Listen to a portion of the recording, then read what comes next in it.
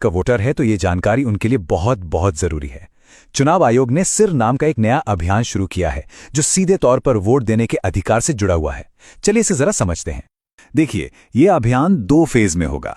पहला फेज 4 नवंबर 2025 से शुरू होगा, जिसमें बूथ लेवल ऑफिसर्स यानी BLOs घर घर आकर वोटर्स की जानकारी को वेरीफाई करेंगे।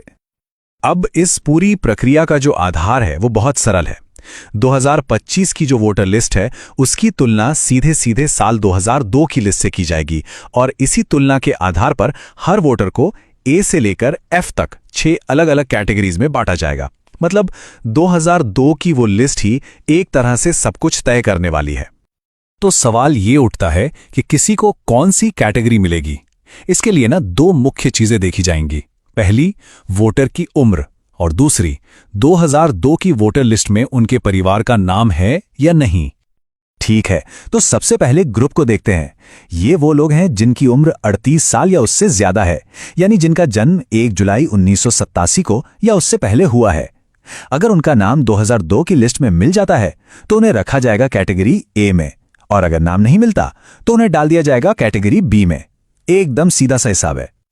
अच्छा, अब आते हैं दूसरे एज ग्रुप पर। यह है 22 से 38 साल के वोटर्स, जिनका जन्म 2 जुलाई 1987 से 2 दिसंबर 2004 के बीच हुआ है। अगर इनके माता या पिता दोनों में से किसी एक का भी नाम 2002 की सूची में है तो उन्हें मिलेगी कैटेगरी C। लेकिन अगर माता पिता दोनों में से किसी का भी नाम उस लिस्ट में नहीं है तो फिर उन्हें कैटेगरी D में रखा जाएगा। और आखिर में बात करते हैं सबसे यंग वोटर्स की, यानी 18 से 21 साल के वोटर्स की। यहां पर नियम थोड़े और सख्त हैं। इन्हें कैटेगरी E में आने के लिए माता और पिता दोनों का नाम 2002 की लिस्ट में होना जरूरी है। अगर एक का भी नाम नहीं मिला तो उन्हें सीधे कैटेगरी F में डाल दिया जाएगा। तो ये जो ABCD कैटेगरीज हैं, इनका आखिर मतलब क्या है? इसका जवाब मिलता है हमें दूसरे फेज में। आपकी कैटेगरी ही ये तय करेगी कि आपको अपना वोट देने का अधिकार बनाए रखने के लिए कौन से और कितने डॉक्यूमेंट्स जमा करने पड़ेंगे, और कुछ मामलों में अपना वोट देने का अधिकार बचाने के लिए इतने डॉक्यूमेंट्स तक देने पड़ सकते हैं। चलिए इस टेबल को जरा ध्यान से समझते हैं। अगर कोई कैटेगरी A में है तो बहुत बढ़िया, उन्हें कोई प्रूफ नहीं देना होगा। B, C और E कैटेगरी के लोगों को सिर्फ अपना एक प्रूफ देना होगा। लेकिन कैटेगरी D वालों को अपना और अपने माता या पिता में से किसी एक का यानी कुल 2 प्रूफ देने होंगे। और सबसे ज्यादा कैटेगरी F वालों को अपना और अपने माता पिता दोनों का मतलब कुल 3 प्रूफ पेश करने होंगे। और सबसे जरूरी बात, अगर ये प्रूफ नहीं दिए जा सके तो मतदाता सूची से नाम हटने का पूरा खतरा है। तो अब सबसे बड़ा सवाल, आखिर किया क्या जाए? घबराने की जरूरत बिल्कुल नहीं है। कुछ बहुत आसान कदम हैं जो अभी से उठाए जा सकते हैं ताकि आगे चलकर कोई भी परेशानी ना हो। तो सवाल यह है कि पहले फेज की तैयारी के लिए हम अभी से राइट नाउ क्या कर सकते हैं?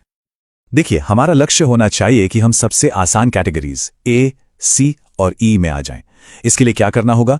जिनकी उम्र 41 साल से ज्यादा है वो 2002 की लिस्ट से अपना नाम, भाग संख्या और क्रम संख्या ढूंढकर अपने BLO को दे दें।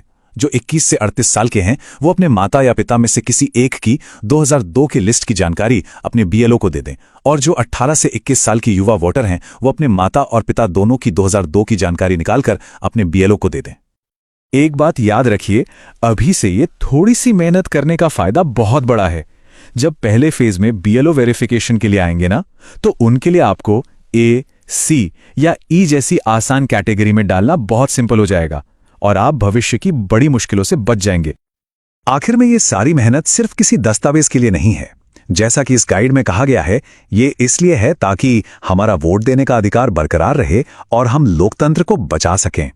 तो जागरूक रहिए, अपनी जानकारी तैयार रखिए और इस जरूरी संदेश को दूसरों तक भी जरूर पहुंचाइए।